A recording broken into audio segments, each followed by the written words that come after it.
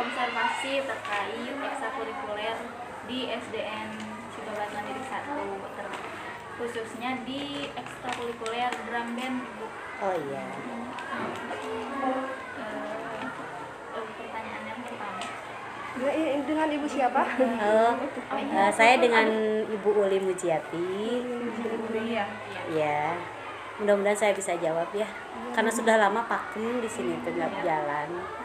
Perkenalkan juga kita dari IKIP Siliwangi, Bu.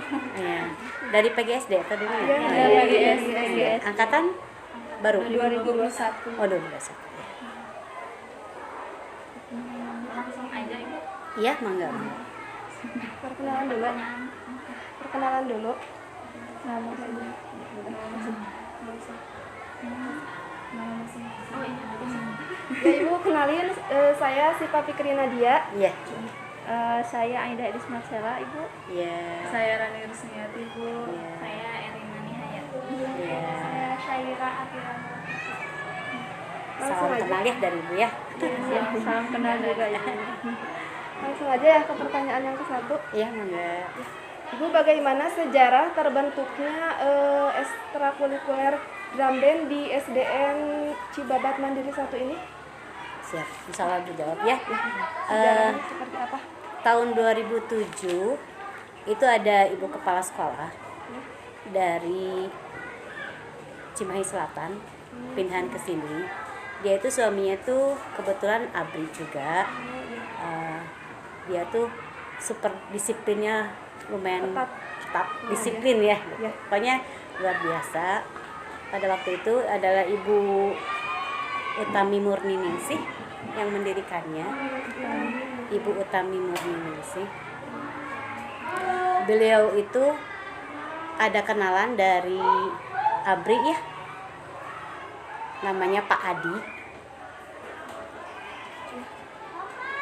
Dia melatih drum band ke sini kurang lebih pada tahun 2009 sampai 2013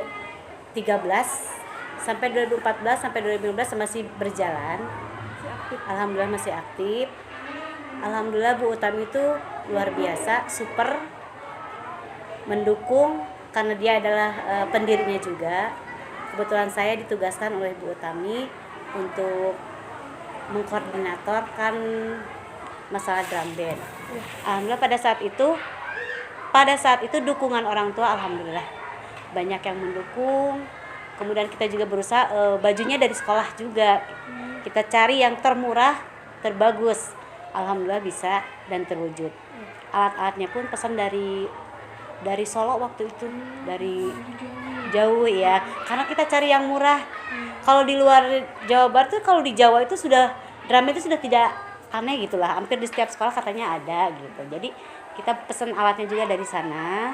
Alhamdulillah pelatihnya juga alhamdulillah dari ABRI juga. Jadi bagus, super disiplin juga.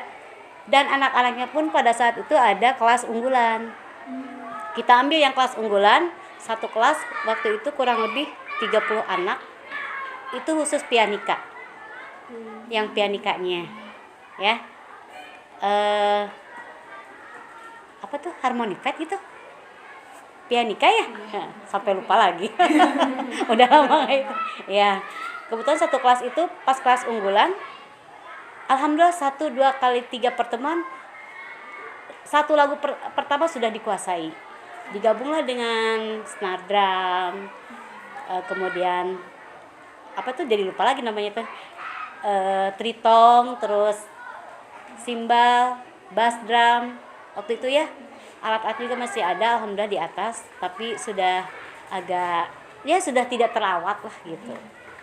Alhamdulillah pada saat itu kita selalu tampil dalam undangan acara-acara di Kota Cimahi, karena pada saat itu drum band yang pertama itu adalah SDN Cibabat Mandiri 1. Namanya juga sampai lupa aku nih. Sudah punya nama juga, namanya lupa lagi tuh. Ada fotonya tapi udah di mana gitu. Setiap ada perlombaan, alhamdulillah juga kita ikutin. Biasanya di Ramayana yang di Padalarang. Di situ alhamdulillah kita selalu juara. mendapat piala lah, tidak kosong gitu. Dari situ alhamdulillah lancar, setiap pembukaan di Pemkot kita hadir, diundang. Alhamdulillah di Pemkot diundang, acara-acara pentas PAI juga diundang. Kemudian di BPK juga pernah tampil. Pokoknya alhamdulillah sesuatu banget pada saat itu. Sehingga alhamdulillah pokoknya mah SD Cibabat Mandi 1 itu terkenal dengan drum bandnya pada saat itu, karena yang pertama ada drum band itu di kota Cimahi itu SD ini gitu, di Cimahi Utara tuh. Untuk saat ini tidak berjalan. Yang pertama itu pada tahun 2015 sudah agak pakem ya, karena dukungan orang tua yang kurang. Padahal mah sumbangan yang juga tidak besar, hanya 15.000 satu bulannya. Kalau 15.000 4 kali pertemuan dalam satu bulan kan nggak ada 5.000 acan lah gitu ya. Tapi karena dukungannya, takut bajunya mahal, takut ininya mahal. Nah dari situ jadilah. Waalaikumsalam. Mangga. Jadi sampai saat ini drum bandnya tidak berjalan karena kurang dukungan dan motivasi dari orang tua. Jadi itu termasuk persiapan pembentukan ekskul drum band ya Bu ya? Iya. Sekarang komponen yang harus disiapkan untuk mengadakan ekskul drum band seperti apa Bu persiapannya? Komponen yang harus disiapkan, komponen apa aja? Yang pertama mungkin alat ya. Alat ya. Alat harus sudah siap. Kemudian pelatihnya juga memang tidak semudah yang harus memang yang betul-betul menguasai itu. Pelatih. Iya, pelatihnya yang ahlinya. Kebetulan kita dari ABRI juga. Jadi pas ABRI mah jangan ya. Nah, gitu baru anak-anak sudah. Jadi 1 kali 2 kali itu udah alhamdulillah gitu. Makanya jangan ngobrol karena ibu gitu. Jadi super disiplin juga. Alhamdulillah anak-anak juga cepat tanggapnya gitu. Cepat menangkapnya. Jadi 1 kali pertemuan minimal tambah lagi sampai 1 bulan udah 1 lagu menguasai dari pakai drum band gitu. Jadi itu tuh udah semua digabung, jadi dalam 1 bulan udah bisa semua. Iya 1 lagu, iya digabung, ya. Tuh alhamdulillah jadi harmonik pianika ya, pianika, bass drum, tritong, simbal dan alat-alat yang lainnya digabung. Bahkan pada waktu itu di pendopo yang di DPR itu pas pertama kita belum punya seragam, kita pakai kaos SD, ke bawahannya pakai merah biasa, terus topinya aja aja SDN Cibabat Mandi 1. Kita tampil pembukaan pada waktu itu sama almarhum Pak Itok waktu itu Pak wali kotanya. Pas pertama tampil di sana. Jadi pada saat acara itu kita terus dapat undangan. Kalau ada acara dapat undangan. Alhamdulillah. Jadi kenangan yang tak terlupakan. Ya betul. Alhamdulillah. Itu mungkin terus kalau latihannya itu pas hari Sabtu sore jam 2 sampai selesai. Kadang jam 5. Kalau ada event sampai minggunya juga latihan juga. Tuh. Alhamdulillah. Untuk pertanyaan selanjutnya, biasanya biaya yang diperlukan ya, biaya dari persiapannya mungkin pertamanya juga, terus persiapan apa sih, mau lomba-lombanya juga, atau itu berapa dan sebagainya ya. Oh iya. Kalau keuangan saya nggak pegang, ada orang tua yang pegang. Ya, ada yang ngelolanya gitu. Alhamdulillah. Kalau tiap latihan juga sumbangannya ke orang tua. Karena kita juga takut ya, karena itu bukan hak kita. Silakan aja kita bentuk orang tua yang bendaharanya siapa, bayarannya ke sana gitu. Jadi dikelola oleh orang tua juga gitu. Ya cukup besar juga sih gitu. Kalau untuk lomba, apalagi daftar lomba ya, itu yang utama. Kemudian pendaftarannya, kemudian belum biaya angkotnya ke sana, belum konsumsinya juga gitu. Bukan terus untuk pelatihnya juga masa sih nggak ada rokok itu yang paling besar pas waktu lomba saja. Jadi setiap perlombaan tuh keluar biayanya juga lumayan. Ya lumayan terutama angkot, daftar, konsumsi juga masa sih gitu nggak dikasih snack acan mah gitu.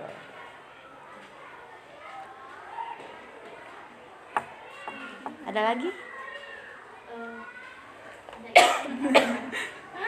Untuk pemeliharaan alat-alatnya bagaimana setiap setiap bulannya pas masih aktif itu bagaimana pemeliharaannya? Ya alhamdulillah sih ada tempatnya waktu itu ya, ada dengan sekalian dengan satu ruangan dengan degung pada saat itu. Tapi ternyata sekarang musola pun dipakai kelas karena kekurangan kelas gitu. Sekarang ada di atas ngebruk-bruk dan segala rupin jantan nate gitu. Di tempat di gudang gitu. Iya, sekarang tuh udah di gudang. Mungkin banyak yang rusak juga karena memang satu pemeliharaannya memang kurang juga, yang sulit itu memang memelihara. Ya, sulit itu. Jadi gimana ya? Ya gitulah, kurang pemeliharaannya memang satu itu cepat rusak juga gitu. Jadi si sok anu nakalakol baru dak teh kadang ya. Sok ya gitulah, kadang latihan juga gitu. Pas main, pas lomba main bola bawa durung kan, kita juga nggak bisa gitu kan, biar memeriahkan juga kan, tahu rusak gitu. Itu yang sulit sih.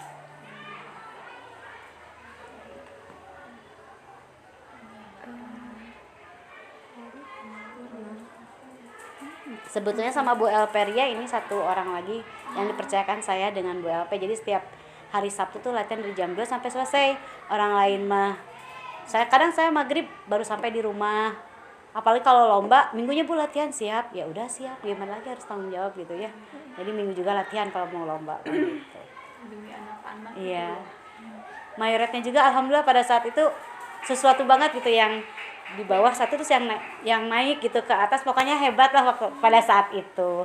Kalau sekarang kan udah banyak juga, udah ada lah, udah di setiap sekolah masih ada gitulah, udah sudah tidak asing mungkin di sekolah swasta mah mungkin udah ada kan sekarang mah. Kalau dulu mah kita di BPK juga diundang, di BPK yang di sana di Kolmas itu, iya situ.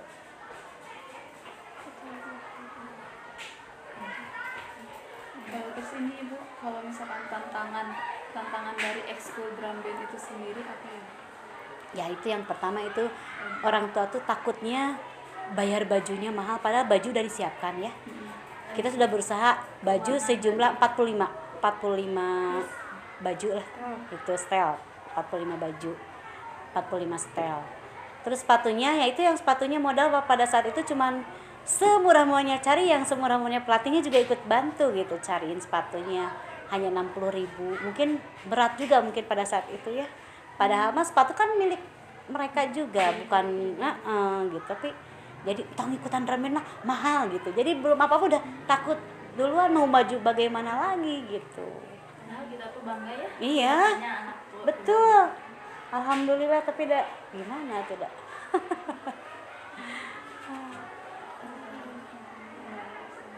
Tantangan sama kendalanya juga berarti berpusat di orang tua. Di orang tua, dukungan orang tua, motivasi dari orang tua tuh kurang. Bukannya dia nggak mampu, mungkin karena gimana ya, kalau paling waktu itu latihan juga cuman 15 orang, mau gimana jalan kan susah. Kalau drum band itu kan biasanya Banyak kan, ini yang pianika aja itu satu kelas 30 orang lah. Pas khusus waktu itu kelas unggulan, pas kelas unggulnya dari kelas 3 waktu itu pada saat itu. Jadi sampai kelas 6 terus dia yang bagian pianika gitu. Jadi nggak berubah-berubah. Iya, lagu ini siap Tet. Lagunya udah banyak alhamdulillah. Gitu. Cuman ya sedih bener nggak jalan. Kalau untuk keuntungan dari drum band ini untuk sekolah? Untuk sekolah, yang pertama mungkin anak-anak lebih bisa memahami, menambah wawasan, pengetahuan bagaimana nyepeng stick jaga. Dulu kan kita gimana sih, pasti asal-asal kan nggak ada tekniknya mungkin gitu ya, cara pegang itu, pemukul bass drum kan juga beda gitu, sticknya juga, pemukulnya juga beda gitu, ada tekniknya mungkin. Ini tadi kan tantangan anak pemula ini juga ya, kalau menurut Ibu solusinya gimana Bu? Solusinya Solusi dari kendala yang tadi. Dari orang tua ya terutama ya. Memang pada saat itu udah saya umumkan juga, gimana ini drum band mau jalan enggak gitu ya, pakai kan ada pilihan ekskul ya, biasanya setiap tahun kita bagikan anak-anak mau EXO apa, ternyata yang daftar cuman sedikit juga yang drum band, tapi kan nggak jalan gitu kalau sedikit. Kan satu personelnya banyak, kurang lebih 40 paling sedikit gitu. Kalau pada saat itu pas maju itu ada banyak cadangannya, misalkan yang pegang snare drum ada berapa orang gitu. Kalau sekarang, waktu dulu alat banyak yang ikutan banyak, alatnya sedikit yang ikutannya banyak. Sekarang alatnya sudah cukup, pengikutnya nggak ada. Itu ya, Jadi sedih. aset dari drum band itunya juga Iya. jadi rusak gitu kan, Rusak, sayang. sayang, harganya mahal. Mau merawatnya gimana lagi gimana nggak dipakai itu si gudang sekarang. Dipakai enggak? Kalau minimal kalau dipakai, oh ini senar drumnya rogor nih, harus dicek, mungkin bisa lah dibenerin gitu. Kalau sekarang aduh ya Allah, sayang, jadi di atas tuh. Angklung juga, angklung waktu itu dari Purwacaraka dikasih. Purwacaraka pernah datang ke sini disambut dengan drum band. Aduh, saya kayak pejabat kata kalau Purwacaraka tuh. Artis Purwacaraka. Saya pernah dengar tapi lupa. Itu di situ kan ada lesnya ya, yang di situ ada lesnya dari artis Purwacaraka. Terutami, kakaknya Terutami. Siapa sih laki-laki disambut dengan drum band ke sini. Wah, pokoknya meriah banget lah. Itu beliau tuh ngasih satu set angklung, kemudian gitar, kan lumayan ya kalau beli harus berapa gitu. Pemeliharaannya alhamdulillah angklung jalan, drum band, angklung. Sekarang angklung juga cuma berapa orang ya, cuma 15 orang. Sedih juga, ya Allah, itulah dukungannya. Boleh nggak kita nyoba gitu salah satu alatnya? Mangga, ayo kita coba ke atas ya.